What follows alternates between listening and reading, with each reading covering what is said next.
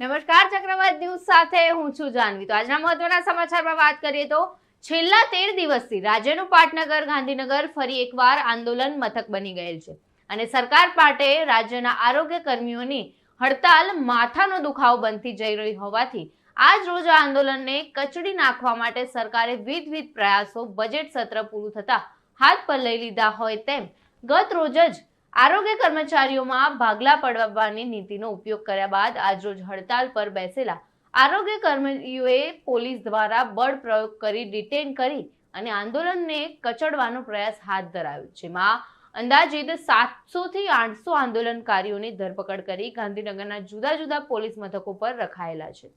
આ પહેલા પણ સરકારે આંદોલનને ડામવા માટે એસ્મા એટલે કે એસેન્શિયલ સર્વિસીસ મેન્ટેનન્સ એક્ટ જેવા શસ્ત્રનો ઉપયોગ કર્યો હતો, પરંતુ આરોગ્ય કર્મીઓએ નોકરીને પણ દાવે લગાડીને આંદોલન યથાવત રાખતા આજરોજ ધરપકડનો દોર ચાલુ કરાયો।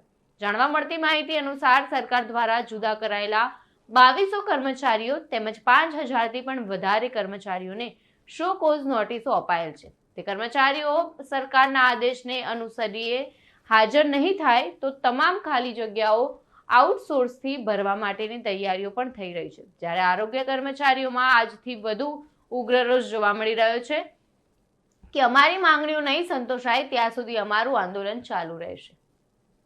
સરકાર તમારી યારે સમાધાન કરવા તૈયાર છે કે નથી? સરકાર અમારી સાથે હાલ કોઈ સમાધાનના મૂડમાં લાગતી નથી, કારણ કે આજે હડતાલનો 12મો દિવસ છે, તો પણ અમને સરકારશ્રીમાંથી કોઈ પણ જાતની બેઠક કે કોઈ નિમંત્રણ આપેલ નથી। એવું સંભળાય છે કે તમારામાં ફાટા પડ્યા છે? કોઈ ફાટા પડેલા નથી। આ એક ખોટી રાજનીતિ રમાઈ રહી છે, ભાગલા પાડો અને રાજ કરો, પણ દરેક કર્મચારીનો જુસ્સો એમના એમ જ છે અને 33 જિલ્લાના કર્મચારીઓ આજે ગાંધીનગર ગાંધી ચિંધ્યા માર્ગે અહીંયા હડતાલ કરી રહેલા છે। પાંચ જિલ્લાના કર્મચારીઓમાં મીટિંગ કરેલી છે, એ હકીકત કેટલી સાચી? એ હકીકત એ તદ્દન ખોટી વસ્તુ છે।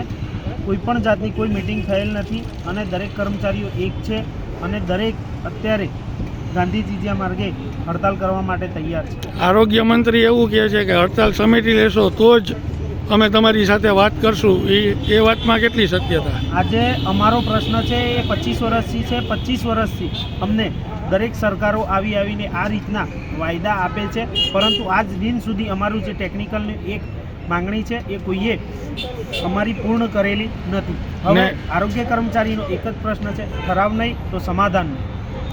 ને બીજું કે આના પછી તમારું હવેનું પગલું શું રહેશે? બસ હવે અત્યારે અમે ગાંધી ચિંધ્યા માર્ગે હડતાલ કરી રહ્યા છે, આગળ પણ ગાંધી ચિંધ્યા માર્ગે હડતાલ કરીશું, પરંતુ અમારા પ્રમુખ અમને કોઈ પણ જો આગળ જે આદેશ આપશે આક્રમક પગલાં લેવાના હશે તો આક્રમક આંદોલન કરશું અને લડવા માટે સંપૂર્ણ કર્મચારીઓ અત્યારે તૈયાર છે। સરકારમાંથી અમને એવી વાત મળેલી છે કે 17 જિલ્લાઓ છે એ 4 માંગણીઓની સ્વીકારીને સરકાર એની યારે સમાધાન।